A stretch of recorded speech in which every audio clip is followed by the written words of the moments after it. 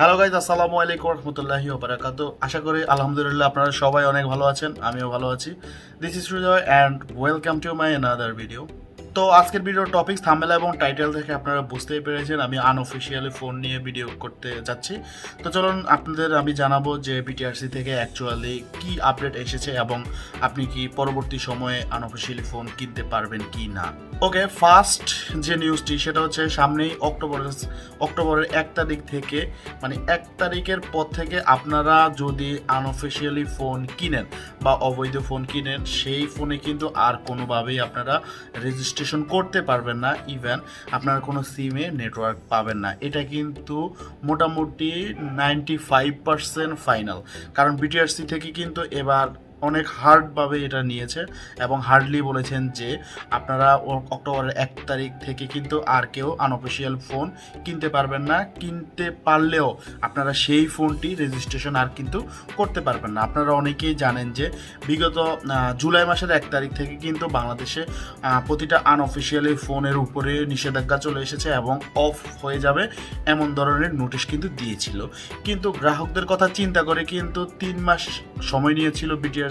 আমাদের সময় দেওয়া হয়েছিল যে আমরা যেন রেজিস্ট্রেশন করে ফেলি আনঅফিশিয়াল ফোন যদি কারো থেকে থাকে, বা জুলাই থেকে অক্টোবর মাসের মধ্যে যে ফোনগুলো আমরা আনঅফিশিয়ালি ফোন কিনেছি বা যারা বিক্রি করেছেন সেই ফোনগুলো একটা ব্যবস্থা করে দিয়েছে।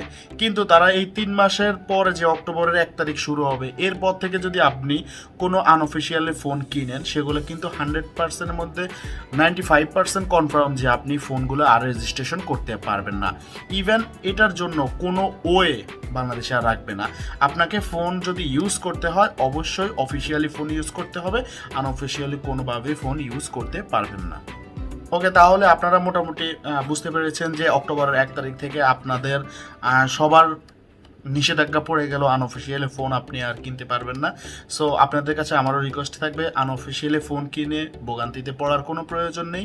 যে বাজেট আছে দরকার হলে ওই বাজেট থেকে একটু কম বাজেটে কিনুন, তারপরে অফিসিয়ালি ফোনটা কেনার চেষ্টা করবেন। চেষ্টা কি, আপনি আনঅফিশিয়াল ফোন কিনলেও তা চালাতে পারবেন না। সো আপনাকে অফিসিয়ালি ফোনে কিনতে হবে অক্টোবরের 1 তারিখ থেকে। তো আর আরেকটা নিউজ হচ্ছে বিদেশি ফোন নিয়ে আপনি কি করবেন। অ্যাকচুয়ালি আপনারা অনেকে আমাকে কমেন্ট করেছেন আনঅফিশিয়ালি ফোন বিদেশ থেকে আনার পরে কিভাবে রেজিস্ট্রেশন করতে হবে, কিভাবে কি করতে হবে, এগুলো নিয়ে অলমোস্ট কিন্তু আমার ভিডিও আছে। আপনারা চাইলে আই কার্ড থেকে ভিডিওটি দেখে আসতে পারেন। তারপর আমি কিছু এক্সপ্লেইন আপনাদের মধ্যে করে দিচ্ছি। সেটা হচ্ছে আপনি একজন লোক যদি বিদেশ থেকে আসে, তিনি কিন্তু 2টি ফোন বৈধ আনতে পারবে, মানে 2টি ফোনের কোনো ট্যাক্স লাগবে না। ওই 2টি ফোন কিন্তু অটোমেটিকলি অফিসিয়াল বাংলাদেশে হয়ে যাবে। কিন্তু আপনি যখন 2টি ফোনের বেশি ফোন আনবেন, মানে 2টি ফোনের বেশি আপনি 6টি ফোন পর্যন্ত আনতে পারবেন, মানে টোটাল 8টি ফোন আপনি আনতে পারবেন। কিন্তু ওই 6টি বাড়তি যে ফোন আনবেন ওই ফোনগুলোর অবশ্যই আপনাকে ট্যাক্স দিতে হবে। সো ট্যাক্স দেওয়ার পরেই কিন্তু আপনার এই রেজিস্ট্রেশনের জন্য আপনি আবেদন করতে পারবেন। আর অবশ্যই ট্যাক্সটি কিন্তু আপনি চাইলে বাংলাদেশ বিমান এয়ারপোর্টে কিন্তু কাস্টম আছে, ওই কাস্টমে আপনি ট্যাক্সটি দিয়ে নিয়ে আসতে পারেন। তাহলে বিদেশ থেকে আনা ফোন নিয়ে আপনারা ওই ভিডিওটি যদি দেখেন তাহলে আপনারা অনেকটাই ক্লিয়ার হয়ে যাবেন এবং রেজিস্ট্রেশন কিভাবে করতে হয় সেটাও আমি দেখিয়েছি।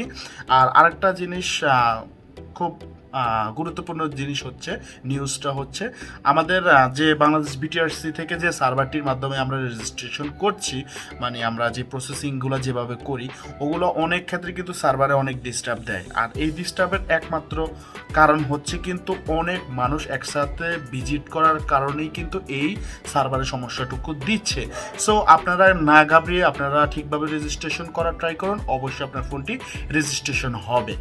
আর যদি আপনাদের সার্ভারের সমস্যা বেশি মনে হয় তাহলে আপনারা BTRCর সাইডে গিয়ে আপনারা কিন্তু হেল্পলাইনে যোগাযোগ করলেও করতে পারেন, তাহলে আপনার সমস্যাটি সমাধান হয়ে যাবে। আমাদের এখনও অনেকেরই আছে অফিসিয়াল ফোন কিনেছে কিন্তু তার ফোনটি কিন্তু আনঅফিসিয়ালি দেখাচ্ছে। তো এগুলো সমস্যার সমাধান হয়ে যাবে। টোটালি অক্টোবরের আগ পর্যন্ত যত মোবাইল আছে আপনারা মোটামুটি ধরে রাখুন, অক্টোবরের আগ পর্যন্ত যে মোবাইলগুলো থাকবে এগুলো অটোমেটিকলি অফিসিয়াল হয়ে যাবে।